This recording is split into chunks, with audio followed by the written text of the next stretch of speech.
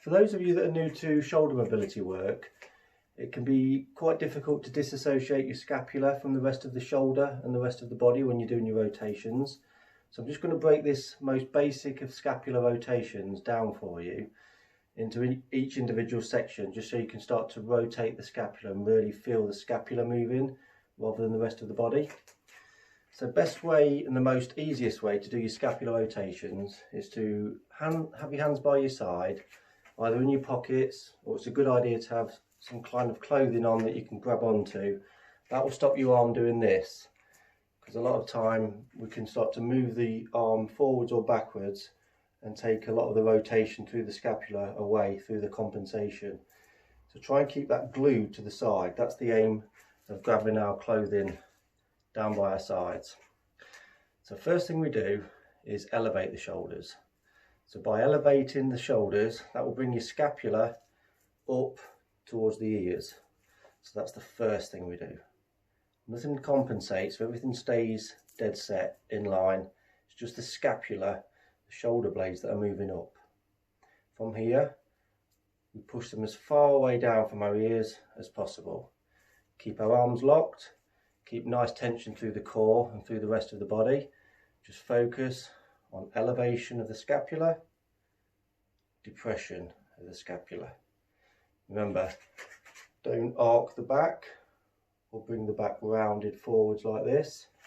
Keep everything straight, grab onto your clothing, up and down, just to start to get the scapula moving up and down.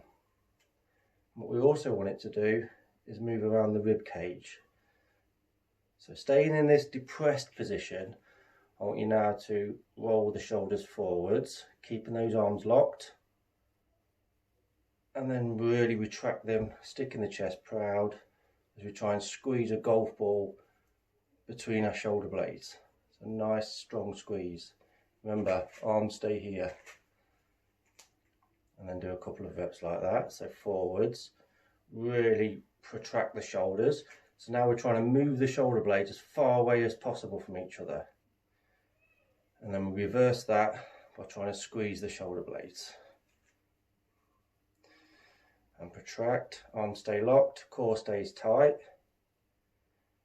And retract. All the while keeping our shoulders down away from the ears in the depressed position. Okay, once we've done a couple of reps there, we can now go into our elevated position. So now we're hunched up. Again, we're not rounded, we're just hunched towards our ears. Grip onto your clothing. And now we retract in this position. And protract. Retract. Protract. This is creating stability in the scapula, which will help for so many different things. Pulling exercises, pushing exercises. It's imperative we have stability in the scapula, otherwise we can lead to injury and pain and impingement, which we don't want. So that's forwards and backwards, protraction and retraction in the elevated position. We've done it in the depressed position, so now we'll put it all together. So the complete articulated rotation is we come forwards into protraction, elevation, stay in elevation as we retract. As we retract, keep there and then depress. And now in this depressed state we come forwards into protraction, up into elevation, retraction and depression. Now stay in that depressed state and then we can go backwards. So now we elevate, protract in this elevated position and depress in that protracted position.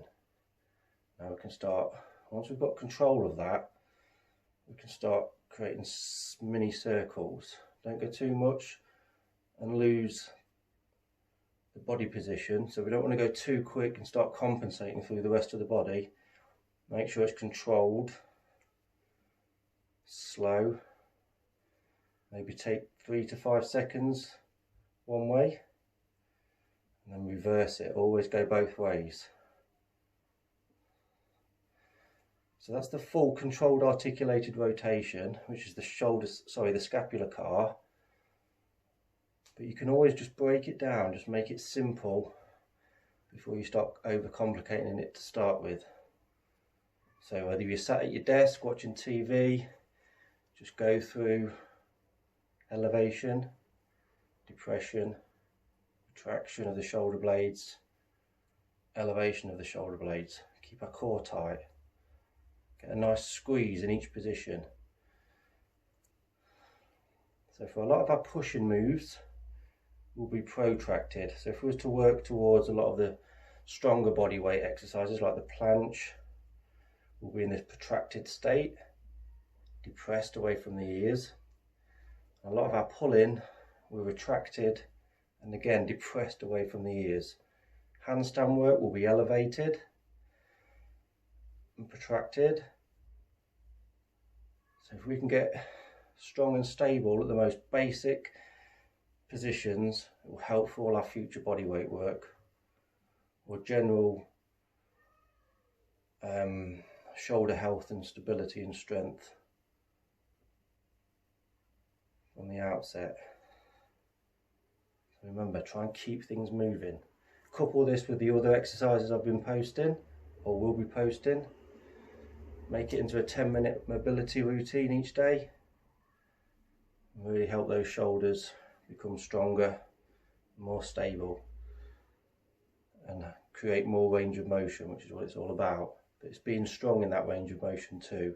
We don't just want to create more range, we want to be strong there too. That's the key.